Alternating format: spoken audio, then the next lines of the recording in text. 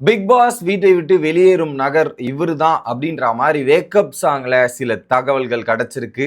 அந்த சாங்கோட லிரிக்ஸும் விஷுவல்ஸ்லும் யாரை மேட்ச் பண்ணுதோ அவங்க எலிமினேட் ஆவாங்க. அதுல ஒருத்தருக்கு கரெக்டா குறிப்பிடுறாங்க. நானும் ஏகப்பட்ட குழப்பங்கள் இருந்துச்சு அந்த சாங்ல. பட் இன்னொரு ஆங்கிள் யோசிக்கும் போது இவங்க தான் அப்படின்றது நம்ம கிடைச்சிருக்கு.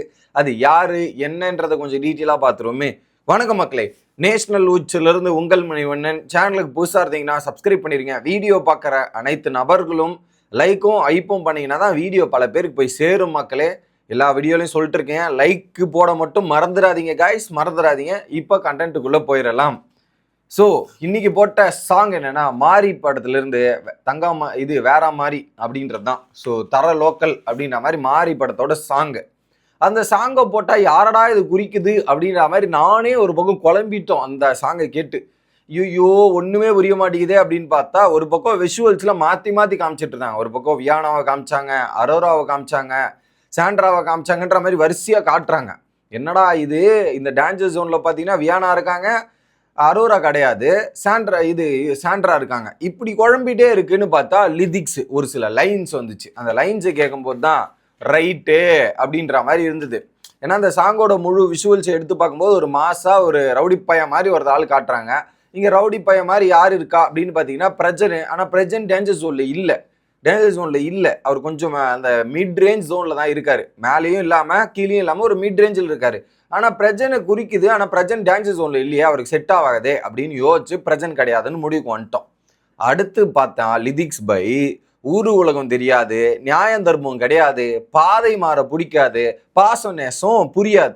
இந்த 4 லைன்ஸ் யாருக்கு பொருந்தும் அப்படின்றது பார்த்தீங்கன்னா, போன வாரம் என்ன டாஸ்க் நடந்துச்சு? Task student versus student versus warden. ஓகேவா, வார்டன். அப்போ ஸ்டூடெண்ட் என்ன பண்ணாங்க, ஊரு உலகம் தெரியாத மாதிரி ஸ்டூடெண்ட் வந்து இந்த வார்டன் பின்னாடி சுத்திட்டு இருந்தாங்க. வெளியே என்ன நினைப்பாங்க ஏது நினைப்பாங்கன்னே தெரியாம அவங்க ஒரு பாதையில டிராவல் பண்ணிட்டு இருந்தாங்க. ஓகே, வியானா நியாயம் தர்மம் கிடையாது அப்படின்ற மாதிரி. ஸோ அங்கே டீச்சர்ஸ் என்னதான் பண்ணாலும், அதை ஷூ கேட்டாலும் இது கேட்டாலுமே அதெல்லாம் அவங்க ஃபீலே பண்ணல. அதெல்லாம் பண்ணாமல் அங்கே போயிட்டு அவங்க ஒரு ஜோனில் விளையாட்டு இருந்தாங்க, ஒரு ஜோனில் ப்ளே பண்ணிட்டு இருந்தாங்க. 2 3வது பாதை மாற பிடிக்காது. கடைசியும் அந்த பாதை, இதுக்கு முன்னாடி ஸ்கூல் டாஸ்கில் அவங்க வேற ஒரு ட்ராக் எடுத்துருக்கலாம். ஆனால் இதுக்கு இத்தனை நாளாக என்ன பண்ணிருந்தாங்க, எஃப்ஜே கூட பேசிட்டு இருந்தாங்க. அதைத்தானே ஸ்கூல் டாஸ்க்லையும் வந்தாங்க. அதை சேஞ்ச் ஓவர் பண்ணி வேற ஒரு டைமென்ஷன் காட்டினாலும் யோசிச்சாங்களா? யோசிக்கவே இல்லைல்ல. ஸோ பாதையும் மாறல, அதே பாதையில தான் டிராவல் பண்ணாங்க. பாசநேசம் கிடையாது அப்படின்னும் போது ஒரு பக்கம் அமித் அவ்வளோ ஃபீல் பண்ணுறாரு, எல்லாம் அவ்வளோ ஃபீல் பண்ணும்போது கூட திரும்பி அதே தான் பண்ணிட்டு இருந்தாங்க. அந்த ஒரு பாசமும் நேசமும் கிடையாது. அப்படி போயும் ஒரு சில ஆக்ட் தான் போட்டாங்களே அப்படின்றத மீன் பண்ணும்போது, இந்த லிரிக்ஸ் போன வாரம் கேம் பிளேல கம்பேர் பண்ணும்போது அது முழுக்க வியானாக்கு பொருந்துகிறது அப்படின்றது தான் நம்ம பார்க்குறோம். ஸோ அந்த கேட்டகிரியில் இன்னைக்கு பிக் பாஸ் வீட்டை விட்டு வெளியேறும் நபர் வியானாவாக இருப்பார் அப்படின்றது இந்த வேக்கப் சாங் மூலியமாக நம்ம கணிப்பது அப்படின்றது தான். ஓகே, இது வேக்கப் சாங்கை வச்சு டீகோட் பண்ணதுல நமக்கு கிடைச்ச பதில் இதுதான் மக்களே, வேற வழியே இல்லை, இது மட்டும்தான். ஏன்னா பிரஜன் அந்த ஓவராலுக்கு பொருந்துவார். பட் இந்த லிரிக்ஸில் நிறைய இந்த வாரத்தை மேட்ச் பண்ணும்போது இதெல்லாம் இருக்கு அப்படின்றது தான் நான் பார்க்குறேன்.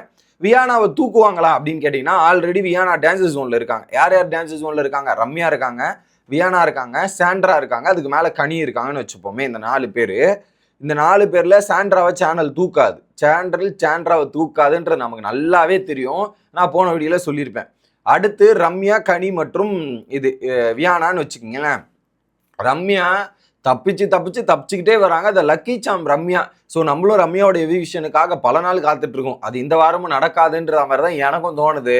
ஓகேவா, இப்போ கனியார் வியானா அப்படின்ற கேட்டகரியில் கனியா வியானாவா வரும்போது பார்த்தீங்கன்னா, கனியை தான் சேனல் சேவ் பண்ணுவாங்க, வியானாவை சேவ் பண்ண மாட்டாங்க. அதுலேயும் நேற்று லவ் கண்டென்ட் மூலியமாக தான் வியானா ட்ரெண்ட் ஆகிட்டு இருந்தாங்க. இப்போ அந்த நேற்று லவ் கண்டென்ட் கூட இதுக்கப்புறம் வராதுன்ற எண்டு கார்டை நேற்று போட்டாங்க. நேற்று நைட்டு கிட்டத்தட்ட ஒரு 4-3:30 மணி வரையும் உட்காந்து பேசிட்டு இருந்தது ஜெயிலுக்கு பக்கத்தில்.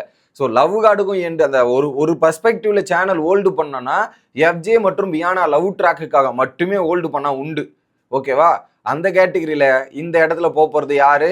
ஸோ அந்த ஒரு இதுவே அந்த லவ் கண்டென்ட்டே கட் ஆயிடுச்சுன்னா வியானா வச்சு ஒரு பிரோஜனம் இல்லையே, வியானாவை தூக்கி விடுங்கன்ற மாதிரி. வியானா இந்த வாரம் எவிக்ட் ஆனாலும் ஆச்சரியப்படுறதுக்கு ஒன்றுமே இல்லை. அதுக்கேற்ற ஒரு நபராக தான் கடந்த ஒரு சில வாரங்களால் அவங்களோட கேம் பிளே இருக்குது.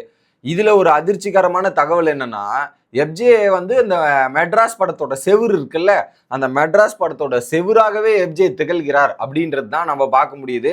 நல்லா யோசிச்சு நீங்க அந்த கனெக்டிவிட்டி எடுத்துட்டு வந்தீங்கன்னா உங்களுக்கு தெரியும். வரிசையா அது நடக்கிறதெல்லாம் அந்த கூட இருக்கவங்க நிறைய அவர் கூட க்ளோஸா இருக்கிற நிறைய நபர்கள் போறதாவே நீங்க பார்க்கலாம். அப்போ இந்த மெட்ராஸ் செவுர் எஃப்ஜே கூட போய் சேர்ந்தா நம்ம எவிக்ட் ஆயிடுவோம் அப்படின்றது புரிகிறது. நீங்க என்ன நினைக்கிறீங்க? வியானா எவிக்ஷன் நடந்தா ஃபேரா இருக்குமா இல்ல அன்ஃபேரா அப்படின்றத உங்களோட கருத்துக்கள் மூலியமா நீங்க சொல்லலாம் மக்களே. மறக்காம சொல்லிருங்க. அடுத்த வீடியோல வந்து சந்திக்கிறேன். Bye guys.